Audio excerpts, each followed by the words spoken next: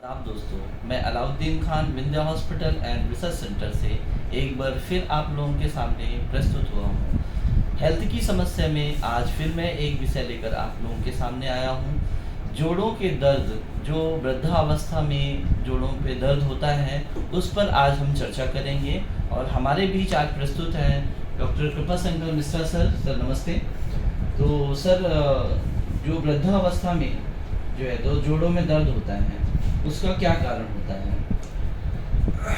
देखिए, जैसे आप बोल रहे हो वृद्धावस्था, जी तो जैसे शरीर वृद्ध होता है, पुराना होता है, उसमें वेयर एंड टेयर्स होते हैं, वैसे जोड़ों में होते हैं। जी तो इस तरह के आर्थराइटिस या जोड़ों का दर्द, जिसको कॉमन भाषा में लोग बात करते हैं, this is basically degenerative disorder. Degenerative मतलब कि उम्र के साथ जो अपनी बॉडी में चेंजेस आते हैं, नेगेटिव चेंजेस आते हैं, वो जी डिजेनरेटिव डिसऑर्डर्स होते हैं।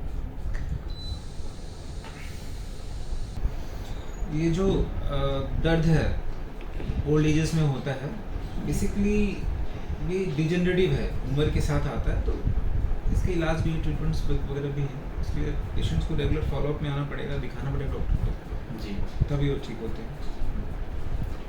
2 3।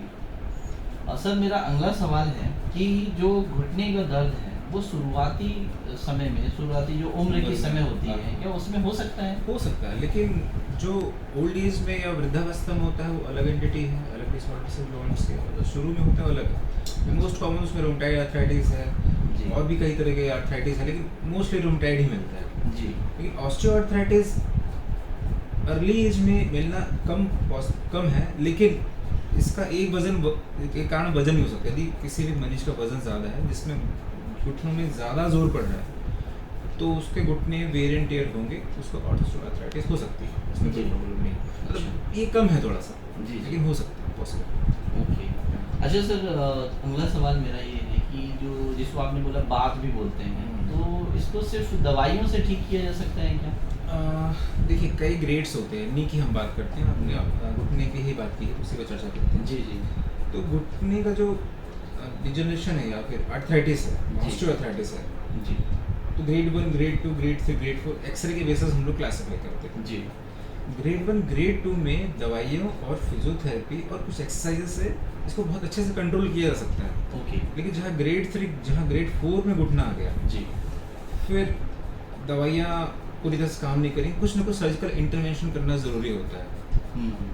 तो अब तो सर्जरीज बहुत ज़्यादा इवॉल्व हो गई घुटने की, जी। अच्छे आउटकम्स भी हैं उनके। जी तो मुझे ऐसा लगता है कि पेशेंट को रेगुलर आना पड़ेगा ये देखने के लिए घुटना का दर्द है तो उसको हम किस स्टेज में कैसे मैनेज करते हैं। जी अक्सर मेरे पास मरीज ग्रेड 2 के बाद ही आते हैं, मतलब जहाँ दवाइयाँ सिर्फ कंजर्वेटिव मैनेजमेंट के फॉर्म में हम दे सकते हैं, मतलब उसका दर्द ठीक करने के लिए। जी जी उस डिजेनरेटिव डिसऑर्डर को हम कम नहीं कर पाते, हम्म। उसके लिए फिर कुछ ना सर्जरी प्लान करनी पड़ती है।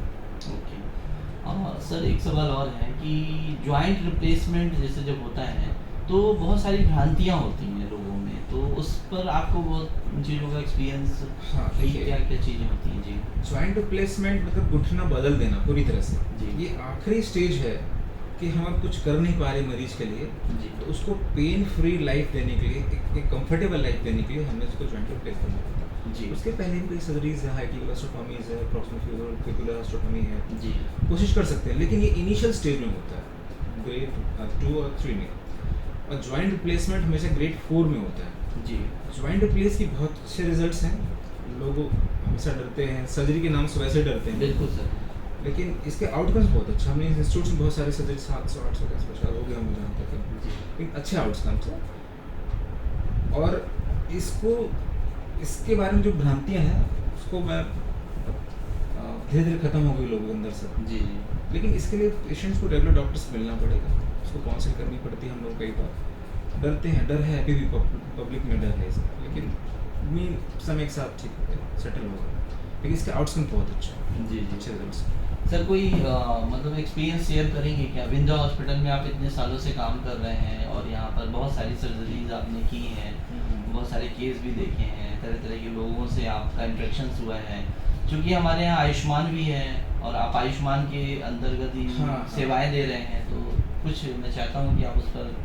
नहीं, हम लोगों ने आयुष्मान से बहुत सारी सर्जरीज कर दी हैं, जी जॉइंट्स रिप्लेसमेंट हो, चाहे हिप रिप्लेसमेंट्स हो। जी तो इसके आउटकम्स बहुत अच्छे हैं। अब मैं आपको एक एक्सरसाइज फॉर्म में इसको समझाना चाहूँगा। बिल्कुल सर। तो दोस्तों अभी तक जो भी हमने चर्चा की है इसको हम एक एक्सरे के माध्यम से समझने की कोशिश करेंगे। जो हम लोगों ने चर्चा की है और उसको मैं एक्सरे के माध्यम से समझाना चाहूँगा। एक मरीज है जिसका हमने एक्सरे कराया है। ये बेसिकली अंदर का पूरा जो जॉइंट है ख़राब हो गया, आपस की हड्डियाँ लगभग चिपक गई। ये आपका ग्रेड 4 ऑस्टियोआर्थराइटिस है। अब इस परिस्थिति में देखिए कितने सारे मल्टीपल ऑस्टियोफाइट्स दिख रहे हैं जॉइंट्स में। तो उस मरीज का पैर जाम सा हो जाता है, ना तो मोड़ पाता है, चलने में उसको दिक्कत होती है, पलथी भी नहीं मार पाता। तो हमारे पास ऐसे आता है कि डॉक्टर साहब क्या करें। इस स्टेज में हमारे पास सिर्फ एक ही सर्जरी बचती है, टोटल नी रिप्लेसमेंट, जो कुछ इस तरीके का होता है। हमें घुटना बदलना पड़ता है, ऊपर नीचे आर्टिकुलर सरफेस को बनाते बीच में एक प्लास्टिक का मैटर रखते हैं ताकि उसके बोन्स में फ्रिक्शन ना हो, उसको दर्द ना हो। इस सर्जरी के बाद फिजियोथेरेपी स्टार्ट करना ज़रूरी होती है ताकि पैरों की जो मांसपेशियाँ जो आर्थराइटिस की वजह से कमज़ोर हो गई हैं मजबूत हो जाए और मरीज़ पहले जैसे चलने लगता है। लेकिन इसमें इस तरह की भ्रांतियाँ कि जो घुटने खराब हो जाते हैं, ऐसा होता है, ऐसा नहीं है, बिल्कुल नहीं ऐसा। बशर्ते मरीज़ रेगुलर फॉलोअप में आए और फिजियोथेरेपी को फॉलो करे। डन। तो दोस्तों आपने देखा कि किस प्रकार सर ने बताया कि अगर नी रिप्लेसमेंट होता है और उसके बाद जो सर ने बताया कि भ्रांतियों के बारे में कि लोगों को जो भ्रांतियाँ होती हैं तो वो सब भ्रांतियों से हट करके अगर हम सर ने बताया कि फॉलोअप के लिए प्रॉपर अगर हम आएँ और अच्छी डाइट लेते हैं और एक प्रॉपर इंस्ट्रक्शंस के साथ काम करते हैं तो हमें किसी प्रकार की कोई भी तकलीफ सहन करनी नहीं पड़ेगी।